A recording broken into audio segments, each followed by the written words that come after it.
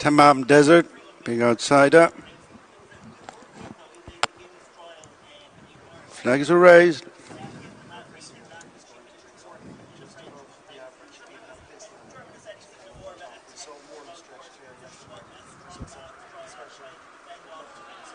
Fillies loaded at the mile start.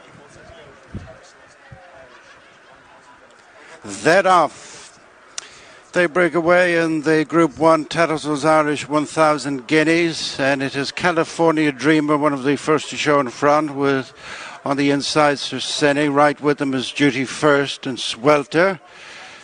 They're closely followed by Lake Victoria as they organise themselves through the first couple of furlongs. And it is California Dreamer who leads Duty First, Lake Victoria with the nose band Swelter, and then Cercene and Simmering.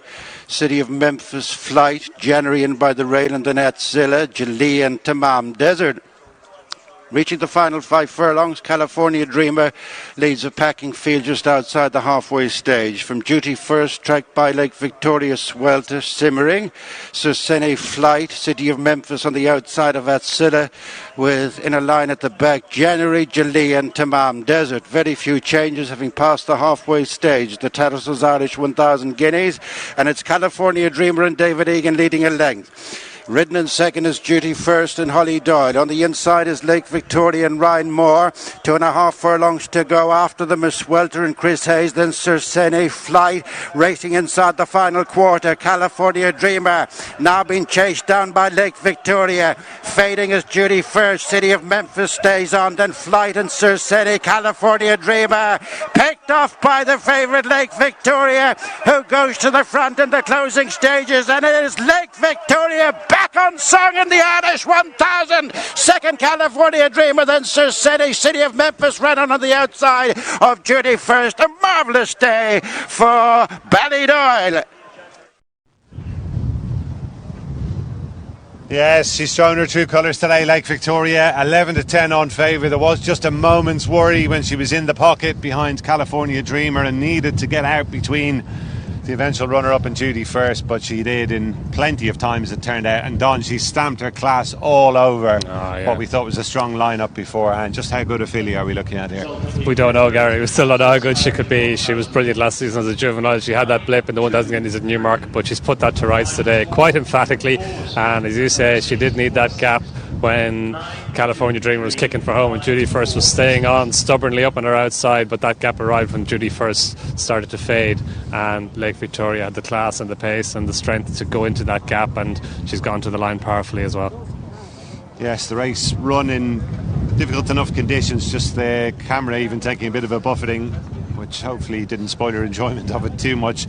Hell of a run from California Dreaming. For all that, she probably got an easy enough time up top. Don Robson Aguirre told us the other night after they won the 2-year-old race that he thought she was a big price at 66. We saw earlier on she was at least 100, 125 at one stage. I hope a few people listen to. Yeah, no, she's run a massive race. She's got into a lovely rhythm on the front end under David Egan and had them all in behind at this point. Duty First has travelled well for a long way up on the outside. Maybe 7 furlongs is going to be the thing for her. Swelter was just towards the outside as well, travelling well in the early part of the race under Chris Hayes, and Simmering further out towards her outside. But all the while Lake Victoria is on the inside rail there, and you're kind of wondering when she's going to get the gap, if she's going to get the gap, if it's going to be if she's going to get a run through the race. And I suppose you make your own luck in these situations in lots of ways, Gary, and she had the pace to be able to get there as soon as Duty First just starts to fade a little bit there. There's a semblance of a gap there as a 2 furlong pole flashes past.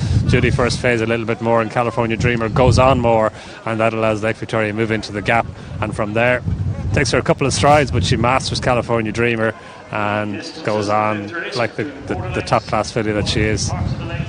Just like the Colts version yesterday, it did seem to be a steadily enough run affair, and Lake Victoria never too far off the pace. The runner-up of course made the running. Huge run from Cercene, who just had to come from a little bit further back in the field. City of Memphis has run really well too, Don. I guess you'd have to say Swelter ultimately a little bit disappointing. She backed out of it from a furlong and a half down as the winner really kicked into top gear. And now that she's back in a rich vein of form, Lake Victoria This filly is going to take some serious stopping wherever she goes. Yeah, and she can go where she likes, can't she? Like, she's got all I suppose the Coronation Stakes is the obvious option that's open to her at Royal Ascot, but after that she can do what she wants. She could step out and trip as well. She showed such versatility last year, winning the Moidler here over 7 furlongs first, then going to Newmarket and winning the Cheveley Park over 6, and then going to America and winning the Breeders' Cup Juvenile Fillies Turf over a mile. And she's won the Guineas, and yeah, there's no telling where she could go now or what she could do. You can see there Holly Doyle was just trying to hold her ground on Judy first, but in the end Ryan Moore just had too much horse, got into the clear, and Lake Victoria was away and gone for a brilliant win in the Tattersalls Irish 1000 Guineas.